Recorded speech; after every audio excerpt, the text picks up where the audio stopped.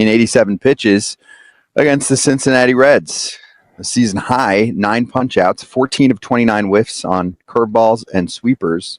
He didn't unleash that curveball, Kratz, until earlier this month, August 6th. Then he barely threw it the next few starts, and then boom. I didn't get the final count yesterday, but just watching him, I saw many. He probably threw more curveballs in this last outing than he did the entire year. So here comes another one in the arsenal. I think 7 different pitch types in the first inning for him alone, scaling 76 to 99 miles an hour. When people were like, oh, is Shohei the same? He was in a little bit of a rut on the mound. It's like, actually, he's still... Scott, we tell people to stop doing things. Do you think certain pitchers feel more strain from certain pitches? I think everyone's built differently. It just depends on how you throw pitches. I don't think that there's one scientific thing that says, because if you watch all this stuff, they're saying, full effort puts so much strain on the elbow throwing a fastball. And then some people think it's when you jerk, you really rip the breaking ball down. Some people, they said for years that splits were bad for an elbow because of the way the ball came out of your hands. Nobody knows. If they knew, they'd fix it. Nobody really knows. 23 curveballs, 26% of his pitches. I could have looked down at notes and seen that. He had thrown 11 combined through his first 10 starts. Really none for... So he mixed it up. Whatever. He's feeling comfortable and he wants to throw some breaking balls. He's making it good. It's good. The more he's got, the better. True. Usually that's the case. I mean, unless you're Darvish and you have 15 pitches and you got to go down to 10 or something. But here's Alden Gonzalez with more information on Ohtani and the curveball that we're looking at on the screen. Basically what we were saying here, and just gave up the Noel V. Marte homer. Aside from that, I mean, this was the most impressive outing from him. And then he had to lead off the next half inning and was hustling back. Did you see him? He kind of took a deep breath and then he was like, oh, crap. And he just got to get to the dugout. Oh, yeah. I think if you have another good example, Shane Bieber took 7 starts in the minor leagues to come off of Tommy John. Not saying they had the same thing, internal bracing, Tommy John, whatever, we're splitting hairs. But he said he felt like he needed all 7 of those starts. He said may have felt a little excessive, but he wanted to make sure he was ready when he's in the big leagues. Shohei's done this in the big leagues. He's built himself up in the big leagues. So if you think Shane Bieber's an option for the Blue Jays, Shohei clearly has to be an option.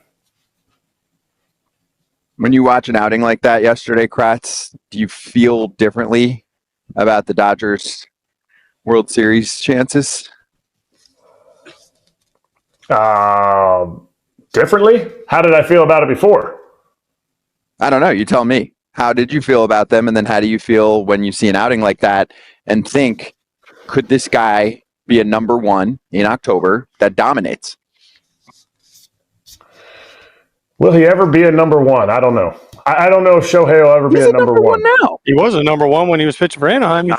I think he's a 1. I mean, my only thing was you got to get back to the length, but now that he got to 5, which is what everyone's got to do these days, more than they throw in the postseason anyway. Last night, the other question is he one of the best 4 for the Dodgers? The Glasnow, Snell, Yamamoto, and Kershaw. The way he's been pitching. That's what makes you a number 1.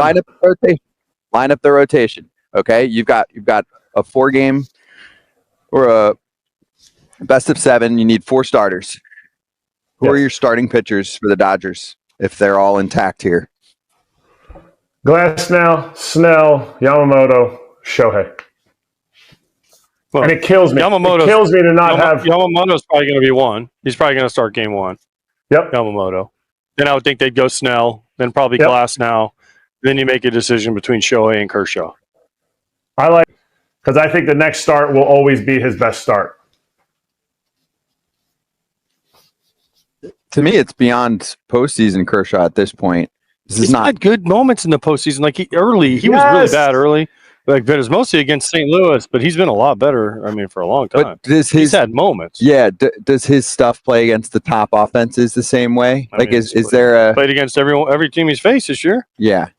I don't know who he's pitched against, but every team he's pitched against, he's been fine. No, you want the best stuff out. Okay, so I'm just start Shohei, piggyback Kershaw. I don't know. No, he doesn't. I don't think he'll. I mean, there he is against the team you just said was so good, the Reds. You're the one who's all over the Reds. Their offense is not that good. It's not. If they could hit, they'd be a lot better because their pitching has been really good. Okay, so 5-man rotation. A very rare 5-man rotation in the playoffs. Yeah. I don't think it's going to happen because you're going to want even relievers. How is this working? I don't know. That's what's going to be fascinating to see what they do with Ohtani. They might back Ohtani off and say, listen, Shohei, you're at your limit since you just had your second elbow surgery, and this is that be their excuse to get out of it. Does Ohtani have to start, or could you mid-game him? You can't, because then you lose the DH when you take him out. You can't do that. That's the whole thing. You can't do that. He has to start or he does not pitch. Unless he comes in and closes, and you just hope and pray that he doesn't blow it. But they also haven't done that. So at some point, if they're going to make him the closer, they're going to have to start getting him ready to do that. Because what happens if it's the bottom of they're in Dodger Stadium, it's game 7 of the World Series. Shohei hits a leadoff double, and and by the way, we're tied, and he's the go-ahead run. He scores the go-ahead run with 2 outs. And they're like, hey, you're closing the ninth. He hasn't thrown. You can't do it. Okay, but you can't do it. You want your 4 best stuff guys in the playoffs, and if that's the case, you're going to sacrifice a reliever? Yes. We'll see. So that Yamamoto can get an extra day in a 4-game series? Yeah, you want 4. Yeah. They have to get through a wild card round first, most likely. More like, yeah. It's not the Phillies keep playing at City. The Dodgers have been to the postseason enough. They understand Dave Roberts was masterful in the use of the bullpen. They understand their goal is to get 27 outs each night. And to me, I think with Kershaw and Shohei as starting pitchers, how it works out, I think it'll all depend on what round they're in, the 3-game wild card series, or they get a bye in the first round, whatever it is. I think that's how they're gonna deploy it, which is a bonus compared to last year where they had to start 2 or have 2 complete bullpen games. Their bullpen's not in that kind of shape right now. They may heal up by the end of September, but not right now. They're not. Yeah, and also you generally are doing those bullpen games on a need basis. Yeah. And that was the case for them, and it worked out well enough. Yeah. All right, FT fam, you know about Arena Club. We've shown you a bunch of different options on the screen, including that Shohei fit. All right, Dodgers Nation, sit down, grab your coffee, and listen up, because this one could change everything. After a season that had its highs and lows, the Dodgers are gearing up for another blockbuster offseason. And now, all signs are pointing to Byron Buxton becoming the next superstar to wear Dodger blue. Yeah, you heard that right. The Platinum Glove center fielder, the 5-tool talent, the guy who's been one of the most electrifying players in baseball when healthy, could be our guy next season. And if that happens, it's not just another upgrade. It's a game changer. Imagine Buxton roaming center field, Edman sliding over to left, and Michael Conforto, well, packing his bags after a disappointing year. Stay with me, because we're breaking down why this makes perfect sense, how Buxton fits in LA, and what Andrew Friedman might be cooking up this winter. So let's rewind for a second. The Minnesota Twins, they went from contending to full rebuild mode in just a couple of weeks. They shocked the league at the trade deadline, shipping out big pieces and basically telling everyone we're resetting. Now, reports are flying. What UN Bleacher Report's Kerry Miller straight up called Buxton the player most likely to be traded this offseason. And you know what? It makes sense. He's still got 3 years left on his deal, $45 million total, which for an elite defender and power speed combo like Buxton is an absolute steal in today's market. The only holdup? That no trade clause. But here's the thing, Buxton wants to win, and if there's any team that can convince him to waive it, it's the Los Angeles Dodgers. Let's talk fit. Center field was a weakness this season, plain and simple. Michael Conforto, look, I was excited about the signing, but it just didn't pan out. Batting under 230, slugging barely over 400, and way too many strikeouts in big moments. Now, picture this. Byron Buxton taking over in center field, Tommy Edman sliding to left field, and our outfield defense instantly becoming one of the best in baseball. Buxton isn't just a glove guy, though. This season, he's putting up numbers that jump off the page. 276 average, 350 OBP, 510, slugging 24 home runs, and 75 RBIs with still a month left in the season.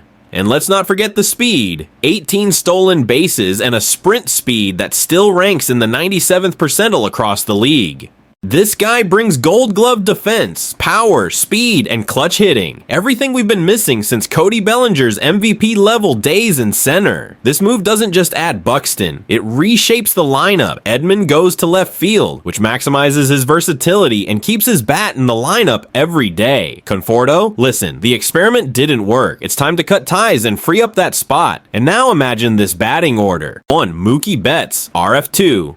Shohei Ohtani, DH3, Freddie Freeman, 1B, 4, Will Smith, C5, Byron Buxton, CF6, Max Muncy, 3B, 7, Teoscar Hernandez, RF8, Tommy Edman, LF9, Kim, 2B. That's balance, that's power, and that's speed. Exactly what you need in October. Now, what's the cost? This won't be cheap, and it shouldn't be. The Twins are going to want prospects, and the Dodgers have plenty to offer. We're talking about maybe parting with an arm like Nick Frasso or River Ryan, plus a couple of position player prospects like Alex Freeland or Josue DePaula. And honestly, for a guy like Buxton, who when healthy is a 6-WAR player, you make that deal. Especially because $15 million a year for an elite center fielder is pennies compared to what you'd pay on the free agent market. Think about what this does to the division. The Padres, they're going to try to make a splash this offseason. The Giants, they're desperate to keep pace. And the D-backs, they're taking a step back. Adding Buxton doesn't just make us better. It widens the gap in the NL West and sets us up as the team to beat heading into 2026. So, Dodgers Nation, I need to know, are you in? Would you send a couple of top prospects to Minnesota if it meant having Byron Buxton patrolling center field next year? Do you think this move puts us over the top for another World Series run? Drop your thoughts in the comments, smash that like button if you're ready to see Buxton in Dodger blue, and subscribe because this offseason is going to be absolutely insane. This is Victor, your diehard Dodgers fan, saying what we all know. Go Dodgers, baby!